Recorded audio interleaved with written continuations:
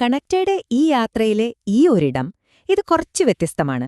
ഒരു നിമിഷമൊന്ന് നിർത്താനും നമ്മുടെ ഉള്ളിലേക്ക് തന്നെ നോക്കാനും നമ്മളെ തന്നെ വീണ്ടും കണ്ടെത്താനുമുള്ള ഒരിടം. വരൂ, ശാന്തമായി അകത്തേക്ക് പ്രവേശിക്കാം.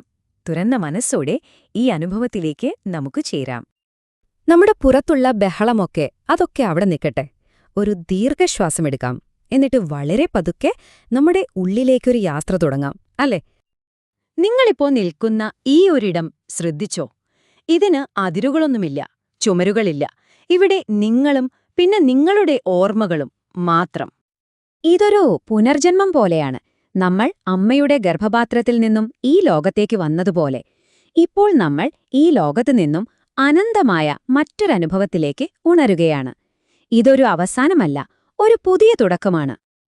നിങ്ങളുടെ ജീവിതം ഒരു പുസ്തകമാണെന്ന് ഒന്നോർത്തു നോക്കൂ. അതിലെ ഒരൊറ്റ വാക്കുപോലും മാഞ്ഞുപോയിട്ടില്ല. ഓരോ നിമിഷവും എല്ലാം അതിൽ ഭദ്രമായി കുറിച്ചുവെച്ചിട്ടുണ്ട്.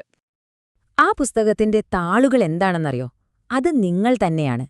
നിങ്ങൾ സംസാരിച്ച ഓരോ വാക്കും, നിങ്ങൾ പങ്കുവച്ച ഓരോ നോട്ടവും, നിങ്ങളുണ്ടാക്കിയെടുത്ത ബന്ധങ്ങൾ, പ്രകൃതിയോടുള്ള നിങ്ങളുടെ ഇടപെടലുകൾ, എല്ലാം അതിലുണ്ട്.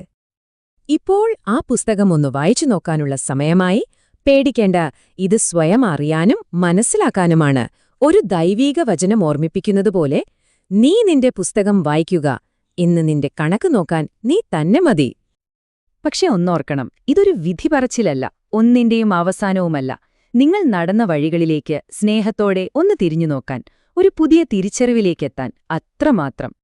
ശരീരം മണ്ണിലേക്ക് ചേരുമ്പോൾ ആത്മാവ് അതിന്റെ യാത്ര തുടരുകയാണ്. അതുകൊണ്ട് മരണത്തിന് നിങ്ങളെ തോൽപ്പിക്കാനാവില്ല, ഒരിക്കലും. കാരണം നിങ്ങൾ ജനിച്ചത് അനന്തതയ്ക്കു വേണ്ടിയാണ്.